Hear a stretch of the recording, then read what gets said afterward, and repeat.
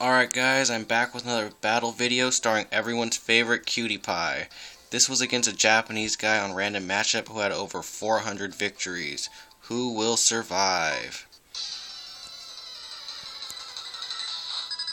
So I open with everyone's favorite CutiePie, Turtwig, and my Hitmontop and my Ambipom.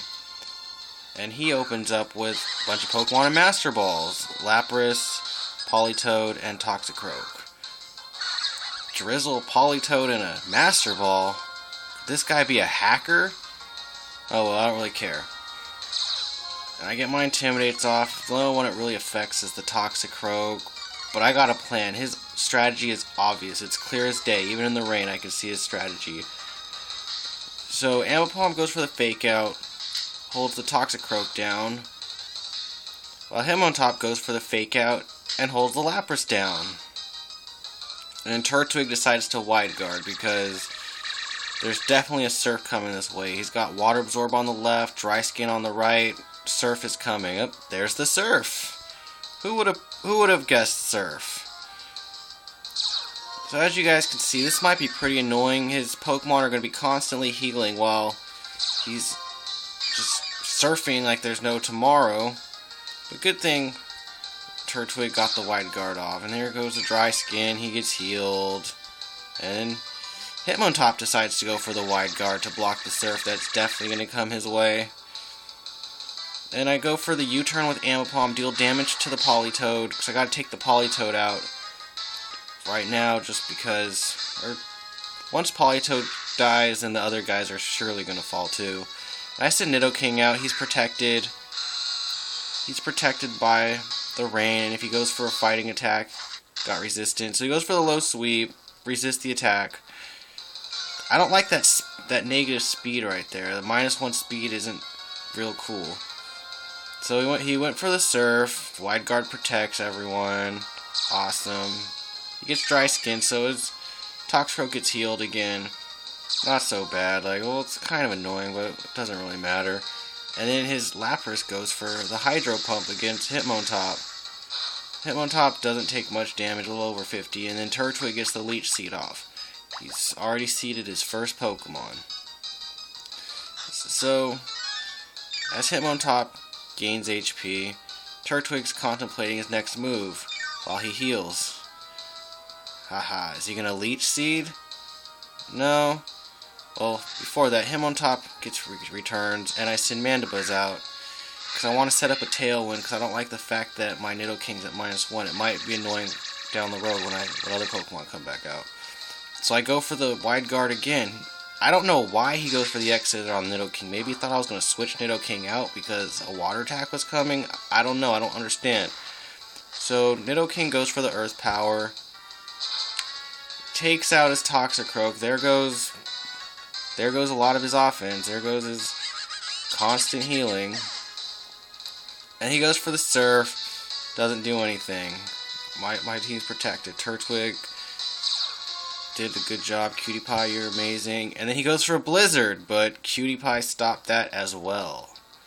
He can't do anything. And then he gets healed some more while Politoed HP gets drained.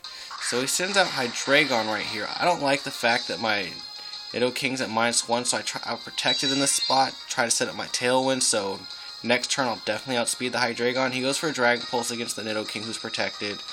I get the Tailwind off. Awesome. So now my Pokemon are faster. And he goes for a Bubble Beam. He learned his lesson, even though I wasn't going to go for a double Wide Guard. Doesn't deal much damage to the Mandibuzz. And then he goes for a Blizzard. CutiePie can dodge Blizzards. Like, look at that. CutiePie, he dodged that. And then Mandibuzz took that hit like a boss.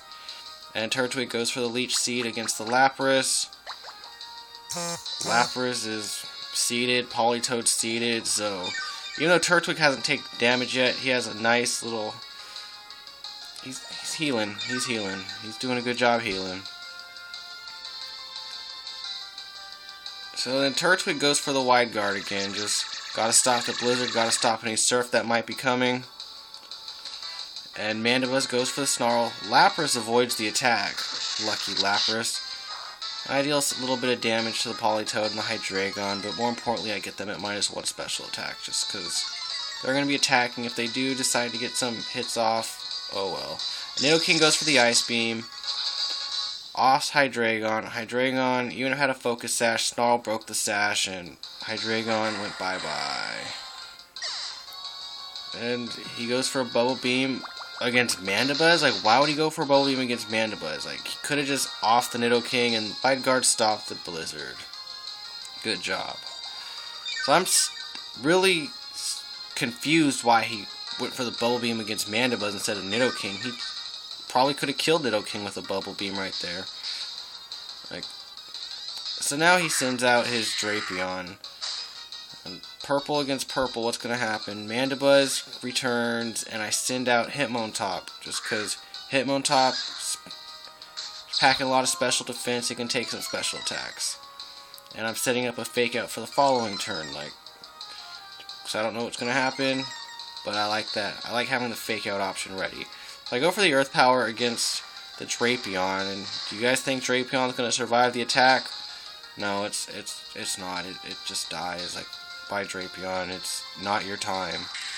So Drapion goes down. Nidoking got another kill, and then Turtwig pulls up his light screen just because I can't Wide Guard again and just get some special defense for my team. So he goes for a Bubble Beam against Hitmontop. Hitmontop takes the hit pretty well, and he goes for a Hydro Pump against Hitmontop. And Hitmontop takes that hit pretty well as well.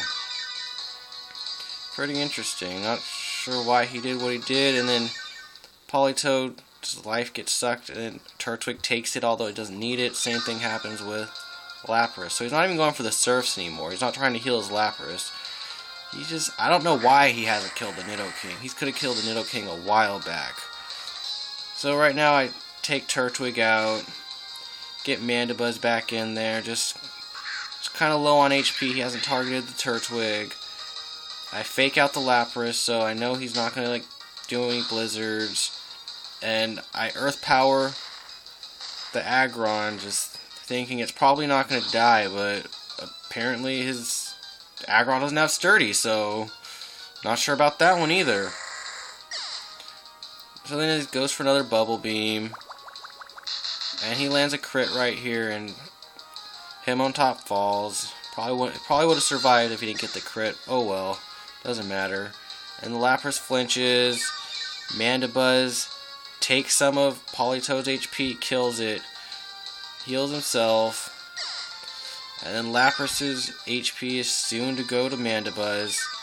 So CutiePie set that little lifelink up for Mandibuzz, who fell in the yellow, unfortunately, but he's building his life back up. My Tailwind went out. Send Ambipom back out. I take Nidoking out and send CutiePie back in, because everyone loves seeing CutiePie. Just CutiePie is everyone's favorite Pokemon.